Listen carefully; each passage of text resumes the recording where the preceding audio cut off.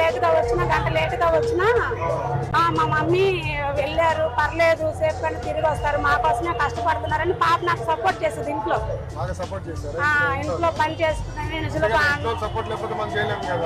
అన్నం వండి పెట్టడం కానీ, ఇంటికి వచ్చాక నాకేం పని చెప్పదు సార్, అంటది. ప్రజలందరికీ ఉపయోగపడేలా మన రాష్ట్ర ప్రభుత్వం, కూటమి ప్రభుత్వం అన్ని కోణాల్లో తగిన విధంగా లబ్ధి పథకాలను అందజేస్తూ ఈ రోజు ఆటో డ్రైవర్ల సేవలో మన ఆటో డ్రైవర్ల భవితవ్యం కోసం ఏటా 15,000 రూపాయలను అందించేటువంటి గొప్ప కార్యక్రమాన్ని మన రాష్ట్ర ముఖ్యమంత్రి వర్యులు శ్రీ నారా చంద్రబాబు నాయుడు గారు, మన రాష్ట్ర ఉప ముఖ్యమంత్రి వర్యులు శ్రీ కొణిదెల పవన్ కళ్యాణ్ గారు అప్పటి నుంచి డే 1 నుంచి నేను స్టార్ట్ చేశాను. రాష్ట్ర IT and education minister Shri Nara Lokesh 10 సంవత్సరాలు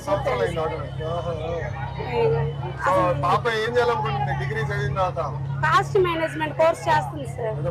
కాస్ట్ మేనేజ్మెంట్ సిఐఎంఏ ఏదో కోర్స్ ఉంది కదా సార్, ఆ కోర్స్ చేస్తుంది సార్ ఇప్పుడు. Very good. సో బాబు ఏం చేయాలనుకుంటున్నాడు? వాడు ఆర్మీ అంటున్నాడు సార్.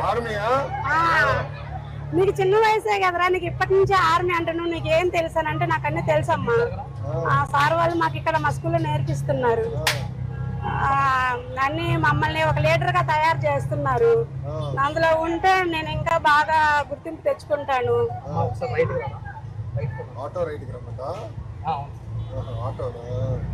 అని చెప్పి మా బాబు చెప్తుంటే నేను నిజంగా ఆశ్చర్యపోయాను సార్.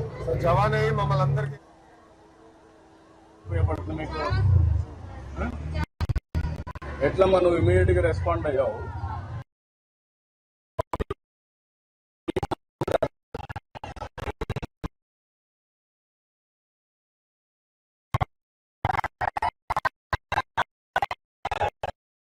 రాష్ట్ర ప్రభుత్వం ఇటీవల జరిగినటువంటి అనేక అభివృద్ధి కార్యక్రమాలు మనందరికీ తెలుసు. అలాగే దసరా సందర్భంగా ఎలాంటి ఇబ్బందులు లేకుండా అందరికీ అమ్మవారి దర్శనం లభ్యమయ్యేలా, అందరికీ అమ్మవారి దర్శనం కలిగే విధంగా రాష్ట్ర ప్రభుత్వం అధికారులందరి సమన్వయంతో చేసినటువంటి ఒక గొప్ప కార్యక్రమం. అలాగే విజయవాడ ఉత్సవ్ 11 రోజుల పాటు విజయవాడ ప్రజలకే కాకుండా రాష్ట్రం నలుమూలల నుంచి, దేశం నలుమూలల నుంచి వచ్చే వారి కోసం మన రాష్ట్ర సంస్కృతి, మన రాష్ట్ర కళలు, మన తెలుగు భాష, మనకు ఉన్నటువంటి అనేక కళారూపాలు ఇవి అందరికీ చేరువయ్యే విధంగా విజయవాడ ఉత్సవం నిర్వహించడం జరిగింది. విజయదశమి రోజున విజయవాడ ఉత్సవంలో భాగంగా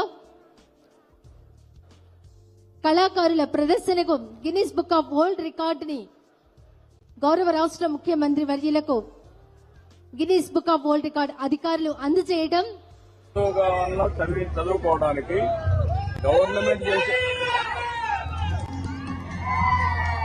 గవర్నమెంట్ చేసే పని చేస్తాం స్కూల్స్ లో, కాలేజీల్లో. ఇప్పుడున్నాము ఎందుకు మీకు ఒక నమ్మకం అతను బాగా చెప్తారండి. నేను బాధపడి వీళ్ళకి ఉద్యోగం వచ్చిన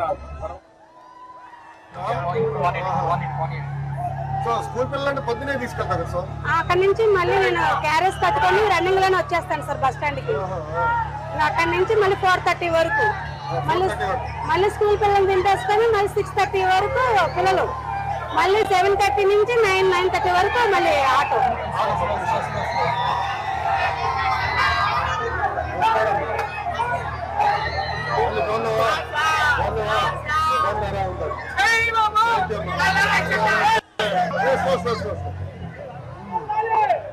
మీ బండ్లంతా పూలు వేసాం మేము.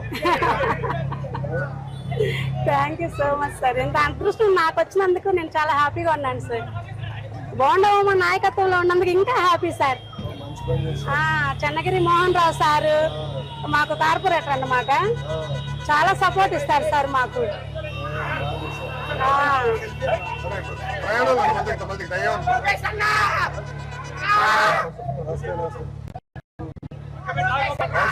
పక్కరండి.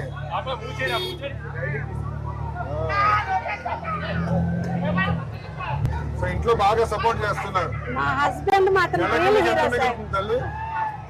ప్రెసెంట్ అయితే పర్లేదు సార్, ఇంకా ఉండడానికి తినడానికి మా పిల్లల్ని చదివించుకోవటానికి ఎంత మిగిలింది? సరిపోతుంది. నేను మళ్ళీ మాకు పిల్లల్ని చదివించుకొని పోనీ ఒక 10,000 అలా సేవింగ్ చేసుకోగలుగుతున్నాం సార్. 10,000.